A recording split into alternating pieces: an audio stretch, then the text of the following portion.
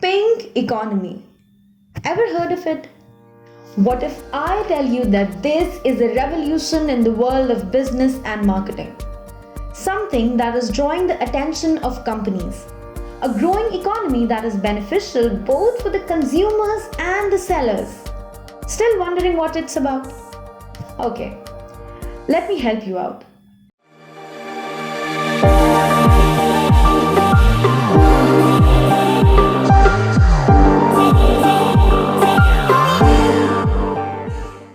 Today I am here to discuss what is pink economy and why is it important. Pink economy is the money that is earned and spent by the LGBTQIA plus group. But when the currency remains same, why does it have a different name? Why does the cisgender population call their economy, but the LGBTQIA plus calls it pink economy? Well, that is because it's not the same. The economy generated by the individuals who recognize themselves as a part of the LGBTQIA community is recent in terms of the number of people involved in the business sector who belong to the community and the number of opportunities that have opened up to create space for our previously stigmatized friends. With the prevalence of social movements revolving around the LGBTQIA+, a new form of capitalism known as pink capitalism arose. With the onset of the current era, more jobs were available for those communities who earlier faced struggles in getting access to basic education or entry in the corporate, government, or other industries, which claimed that they were only meant for the non-LGBTQIA plus crowd, or in simple words, straight people, preferably men. Since 1960s, companies based in USA initiated a shift in their marketing trends where they looked for specialized niche markets rather than the mainstream consumers. Moving forward, these companies saw the LGBTQIA plus community as an alternative potential buyer, with other markets like the Latino and the Asian ones, a separate market for catering gays and lesbians started budding in the States. Parallel to this, there were constant social movements like the homophile movement and the gay liberation movement. These movements were for the rights of the non-binary individuals, and it drew more attention to the non-heterosexual crowd. A new market with robust capitalism began taking shape.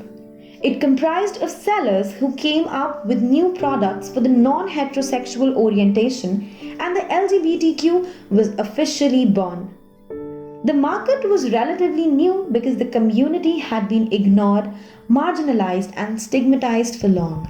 Pink capitalism, that is also addressed as pink money or pink economy, is slowly becoming a popular term to define the socio-economic and market phenomena of gays, lesbians, and other people with non-mainstream sexual orientation. It is the combination of market economy, capitalism, social reforms, job opportunities, and an inclusive approach towards sexual orientation that has created pink economy. With more presence of pink capitalism in the market and other economic sectors, local businesses and social opinions are getting influenced. Have you missed those cute Instagram stores where you see those adorable rainbow earrings, the pride shirt, or the lavish holiday packages with offers of special discounts for the people from the LGBTQIA plus community? However, the representation pattern of pink capitalism is far more complex than these simple examples we see on a daily basis. Pink capitalism can now be traced in a variety of economic activities that occur in industries like corporate, hospitality, traveling, and luxury products. There are three most prominent patterns of pink capitalism that can be detected in different industries. Number one, the pretty obvious, LGBTQ marketing. Companies are trying to make ad campaigns that seem #relatable to the community. To achieve this, They link general campaigns or advertisements to the gay, lesbian friendly media. So, a magazine with models representing the LGBTQ community on the cover will have general ads about the skincare, perfume, watches, clothing, or car inside the magazine. The second pattern is to modify the campaign with elements, symbols, or themes that represent the community. For example, after USA legalized same-sex marriages, many companies released campaigns with models representing different combinations of a married pair. And the third one is to make LGBTQ specific products or campaigns. Like the brand Absolute, a Swedish alcoholic spirit brand that markets in 126 countries. It realized the potential of making money by targeting the non-heterosexual community and added the rainbow theme to its bottle as a tribute to the 30th anniversary of the rainbow icon. The result? Well, the bottles were a hit. Pink capitalism, to a major extent, is a marketing phenomena. The niche marketing concept works here and provides a customer segment. Another major factor here is that the same-sex or non-hetero couples are often inclined towards the non-traditional urban living setup.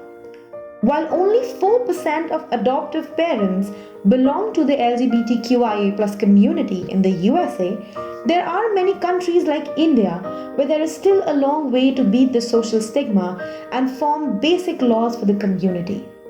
Keeping this scenario in mind, a majority of the LGBTQIA+ couples choose not to adopt children. When they decide to live as a couple, their budget for luxury is higher. As most of the couples choose not to have kids, or at times they are not allowed to have kids easily, they both bring income, which gives them the term DINK, meaning double income, no kids. Since they are not allowed to have kids or they choose not to have kids, they are not having kids at home, but at the same time they do have the money because both of them are earning. However, this extra buying power does not symbolize a higher income for the community, but rather speaks of the different consumer habits. A correlation between the growth of pink economy and the increase in demand for luxury products and premium services has been noticed in the United States and Europe. It is estimated that this community spends about 15% more than heterosexuals, and their decisions are focused on more expensive goods and services like restaurants, clothing, bar, travel, and luxury. Things the natural family will think 1,000 times before spending. Pink money is gaining more power as the LGBTQIA+ community gets more acceptance in the society. As a result, more people from the community are getting jobs, and more companies are jumping on the bandwagon to extend their marketing and research on building specialized products for the sector. As per Forbes, in a survey in 2017, pink money in Mexico generated about $65,000 million in consumption. United States in the same year estimated its pink money cap at about $917 million. And for 2018, the figure went up by $1,000. According to the LBT Capital, a USA-based consulting firm, in 2018 the community moved about $3.6 million around the world. This figure was equivalent to the entire GDP of Germany. It has been estimated that if the LGBTQIA+ was a country, it would make the 5th largest economy in the world. Numerous analysts propose that the pink economy will grow with the increment in right and recognition of the LGBTQ+ community all around the globe. In this entire phenomena, the important part is to remember that this community needs to be treated with respect and tolerance. They are not gold mines to be exploited, but are normal people who have different consumption habits and the ability to fulfill their desires because of their capability to stand strong in the market that marginalized them for the longest time in the past. With the growth of the economic power of pink money, there has been a positive wind for the LGBTQIA+ community who have gained financial self-identification and are paving the way for their upcoming generations. The phenomena is helping them feel valued.